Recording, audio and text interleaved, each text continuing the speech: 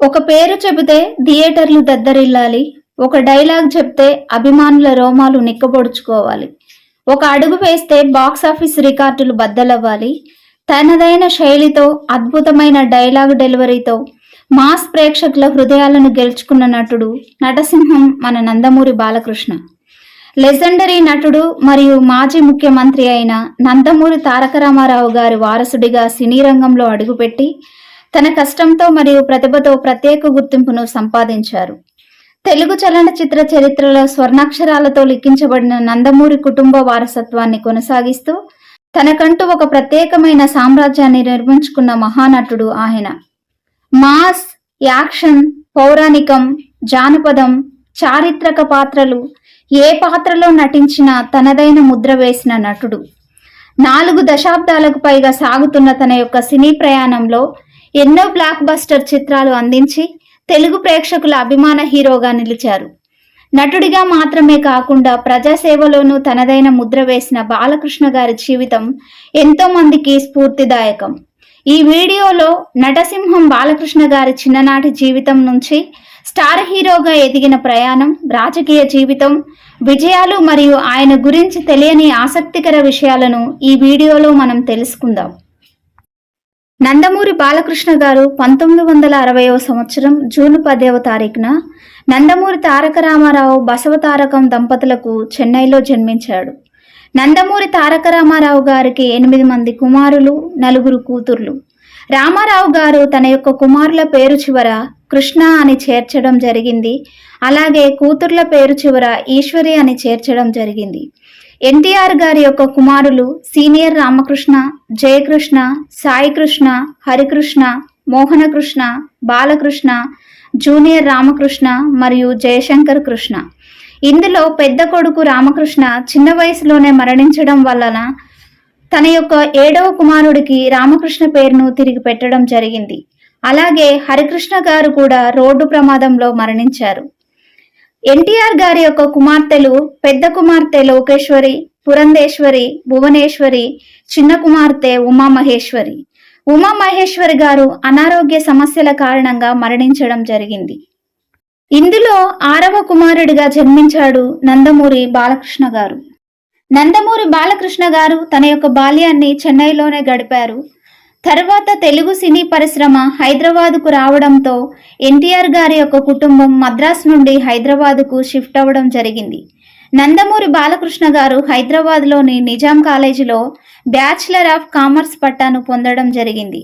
అలా తండ్రి యొక్క వారసత్వాన్ని పుణికిపుచ్చుకుని 14 ఏళ్లకే వెండితెరపై అడుగుపెట్టి కోట్లాది అభిమానుల హృదయాలను గెలుచుకున్నారు. నందమూరి బాలకృష్ణ గారు తన యొక్క 14 సంవత్సరాల వయసులో ఎన్టీఆర్ దర్శకత్వంలోని తాతమ్మ కళ సినిమా ద్వారా తెలుగు తెరకు పరిచయం అయ్యాడు. బాలకృష్ణ తన హీరోగా కాకముందు చాలా సినిమాల్లో తన తండ్రితో కలిసి చాలా సహాయ పాత్రల్లో కలిసి నటించాడు. బాలకృష్ణ హీరోగా నటించక ముందు తాతమ్మ కళ, దానవీర శూరకర్ణ, శ్రీ మధ్విరాట పర్వం, అక్బర్ సలీం అనార్కలి, శ్రీ తిరుపతి వెంకటేశ్వర కళ్యాణం సినిమాలలో నటించాడు. ఈ సినిమాలన్నింటికీ ఎన్టీఆర్ గారే దర్శకత్వం వహించడం విశేషంగా చెప్పుకోవాలి. బాలకృష్ణ గారు 16 సంవత్సరాల వయసులో అన్నదమ్ముల అనుబంధం అనే సినిమాలో నటించాడు. 1984వ సంవత్సరంలో సాహసమే జీవితం అనే సినిమా ద్వారా హీరోగా నటించడం జరిగింది. బాలకృష్ణ గారు హీరోగా నటించిన మొదటి సినిమాలలో తన యొక్క కెరీర్ ప్రారంభంలో సాహసమే జీవితం, జననీ జన్మభూమి, భానుమతి గారితో నటించిన మంగమ్మ గారి మనవడు, అపూర్వ సహోదరులు, మువ్వగోపాలుడు, ముద్దుల మామయ్య సినిమాలు విజయవంతమవడం జరిగింది. 1991వ సంవత్సరంలో విడుదలైన తొలి science fiction time travel cinema Telugu cinema చరిత్రలో ఒక మైలురాయిగా చెప్పుకోవచ్చు. ఈ చిత్రానికి సింగీతం శ్రీనివాసరావు గారు దర్శకత్వం వహించగా నందమూరి బాలకృష్ణ గారు హీరోగా నటించారు. ఈ సినిమాలో ఒక శాస్త్రవేత్త కనిపెట్టిన టైం మిషన్, దాని పేరే ఆదిత్య 369. ఈ ఆదిత్య 369 ద్వారా హీరో గతానికి భవిష్యత్తుకు ప్రయాణిస్తాడు. గతంలో శ్రీకృష్ణ దేవరాయల కాలాన్ని, భవిష్యత్తులో 2504 సంవత్సరాన్ని చూపిస్తూ కథ సాగుతుంది. ఎందుకు ఈ సినిమా ప్రత్యేకం అంటే సింగీతం శ్రీనివాసరావు గారి యొక్క దర్శకత్వ ప్రతిభ, తెలుగు సినీ చరిత్రలో తొలి science fiction time travel cinema. ఇందులో బాలకృష్ణ గారు ద్విపాత్రాభినయం పోషించారు. శ్రీకృష్ణదేవరాయల పాత్రలో బాలకృష్ణ గారి యొక్క నటన అద్వితీయంగా నటించాడు. ఇందులోని బాలకృష్ణ గారి నటన ప్రేక్షకులను ఆకట్టుకుంది. అద్భుతమైన విజువల్స్, వినూత్న కథాంశంతో ఈ చిత్రం ఒక క్లాసిక్గా నిలిచిపోయింది.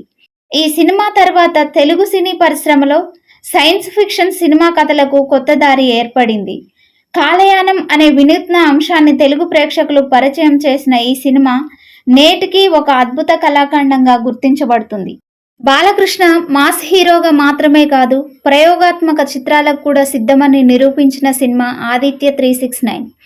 దర్శక దిగ్గజం సింగీతం శ్రీనివాసరావు గారి సృజనాత్మకత, బాలకృష్ణ గారి అద్భుత నటన ఈ సినిమాకే హైలైట్గా నిలిచాయి. అలాగే నందమూరి బాలకృష్ణ తన యొక్క 50 ఏళ్ల సినీ ప్రస్థానంలో అనేక మంది ప్రముఖ దర్శకులతో కలిసి పనిచేశారు. వారి కాంబినేషన్లో ఎన్నో సూపర్ హిట్ చిత్రాలు వచ్చాయి. దర్శకేంద్రుడు కె రాఘవేంద్రరావు గారి దర్శకత్వంలో వచ్చిన హిట్ సినిమాలు అపూర్వ సహోదరులు, పట్టాభిషేకం, అశ్వమేధం, పాండురంగడు. కోడి రామకృష్ణ గారు, బాలకృష్ణ గారి కాంబినేషన్లో వచ్చిన సినిమాలు మంగమ్మ గారి మనవడు, ముద్దుల కృష్ణయ్య, ముద్దుల మామయ్య. బి గోపాల్ గారి దర్శకత్వంలో వచ్చిన సినిమాలు lorry driver, rowdy inspector, Samarasimha Reddy, Narasimha Naidu, Palnati Brahmanaidu, Lakshmi Narasimha. Singeetam Srinivasarao గారి దర్శకత్వంలో ఆదిత్య 369, భైరవ ద్వీపం. కెఎస్ రవికుమార్ గారి దర్శకత్వంలో జయసింహ, రూలర్ సినిమాలు ఉన్నాయి. అలాగే బాలకృష్ణ గారి కెరీర్లో యంగ్ హీరోలతో పోటీకి నేను సిద్ధం అనేలా చేసిన దర్శకుడు, గ్రేట్ కాంబినేషన్ బోయపాటి శ్రీను గారు. బోయపాటి శ్రీను గారి దర్శకత్వంలో వచ్చిన సినిమాలు సింహ, లెజెండ్, అఖండ, అఖండ 2. కూతురు సెంటిమెంట్తో ఇప్పటి వరకు అపజయం ఎరగని దర్శకుడు అయిన అనిల్ రావిపూడి గారితో భగవంత్ కేసరి సినిమా తీయడం జరిగింది. వైవిధ్యమైన దర్శకుడు పూరి జగన్నాథ్ సినిమా పైసా వసూల్. ఈ సినిమాలో బాలకృష్ణ తేడా సింగ్ అనే విభిన్నమైన మాస్ పాత్రలో కనిపించారు. పూరి జగన్నాథ్ స్టైల్ డైలాగులు, బాలయ్య ఎనర్జీ, మామా ఏక్ పెగ్లా వంటి పాటలు ప్రేక్షకులను ఆకట్టుకున్నాయి. బాలకృష్ణ గారి కెరీర్లో దర్శకుల యొక్క పాత్ర ఎంతో కీలకం. ముఖ్యంగా బి గోపాల్ తీసిన సమరసింహారెడ్డి, నరసింహనాయుడు చిత్రాలు మాస్ సినిమాలకు కొత్త దిశను చూపించగా, బోయపాటి శ్రీనుతో వచ్చిన సింహ, లెజెండ్, అఖండ చిత్రాలు నటసింహం ఇమేజ్ను మరింత ఉన్నత స్థాయికి తీసుకెళ్లాయి. సింగీతం శ్రీనివాసరావు గారితో చేసిన ఆదిత్య 369, భైరవ ద్వీపం సినిమాలు బాలకృష్ణ నటనలోని వైవిధ్యాన్ని ప్రేక్షకులకు పరిచయం చేశాయి. 2019లో ఎన్టీఆర్ గారి బయోగ్రఫీ ఎన్టీఆర్ కథానాయకుడు సినిమాలో తన తండ్రి యొక్క పాత్రను పోషించాడు. బాలకృష్ణ గారు 1982లో వసుంధరాదేవి గారిని వివాహం చేసుకున్నాడు. వారికి 2 కుమార్తెలు, 1 కుమారుడు ఉన్నారు. అందులో పెద్ద కుమార్తె నారా లోకేష్ గారి భార్య అయిన బ్రాహ్మణి గారు, శ్రీభరత్ గారి భార్య అయిన తేజస్విని గారు. బాలకృష్ణ గారిని ఎన్నో అవార్డులు వరించాయి. అందులో 1994లో వచ్చిన భైరవ ద్వీపం సినిమాకు గాను ఉత్తమ నటుడిగా ఫిలింఫేర్ అవార్డును అందుకున్నాడు. నరసింహనాయుడు, సింహ, లెజెండ్ చిత్రాలకు గాను ఉత్తమ నటుడిగా ఆంధ్రప్రదేశ్ ప్రభుత్వం నుండి నంది అవార్డును అందుకున్నాడు. నరసింహనాయుడు సినిమాకు గాను సినీ గోయర్స్ బెస్ట్ యాక్టర్ అవార్డును అందుకున్నారు.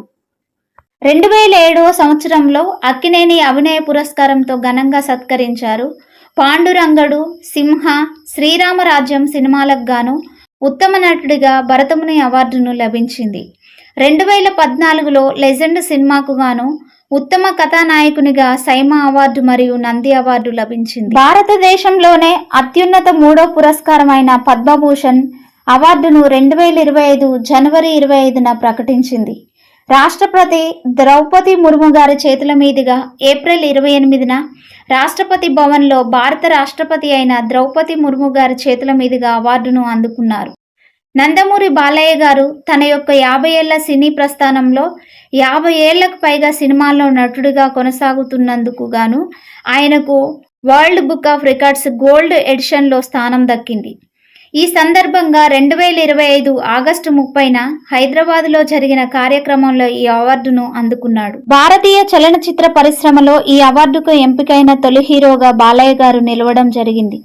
నందమూరి బాలకృష్ణ గారికి రాజకీయాలపై ఆసక్తి అనేది తన తండ్రి స్థాపించిన తెలుగుదేశం పార్టీ పుట్టినప్పటి నుంచే ఉంది. 1982లో టీడీపీ స్థాపన తర్వాత పార్టీ తరపున ప్రచార కార్యక్రమాల్లో చురుకుగా పాల్గొనేవాడు. అయితే ఎన్నికల రాజకీయాల్లోకి మాత్రం ఆయన అధికారికంగా ప్రవేశించింది 2014 ఆంధ్రప్రదేశ్ అసెంబ్లీ ఎన్నికల్లో. టీడీపీ తరపున హిందూపూర్ అసెంబ్లీ నియోజకవర్గం నుంచి పోటీ చేసి ఎమ్మెల్యేగా విజయం సాధించారు.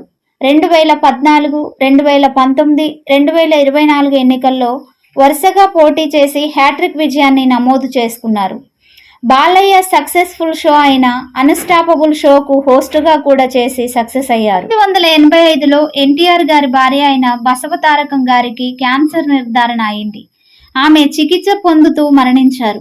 ఆమె జ్ఞాపకార్థం హైదరాబాద్లో Basavatarakam Indo American cancer hospital మరియు రీసెర్చ్ ఇన్స్టిట్యూట్ను ప్రారంభించారు. ఈ హాస్పిటల్ వేలాది మంది క్యాన్సర్ రోగులకు సేవలందిస్తుంది. నందమూరి కుటుంబానికి ఆధార స్తంభంగా నిలిచిన బసవతారకం గారు ఎన్టీఆర్ విజయాల వెనుక ఉన్న గొప్ప శక్తి.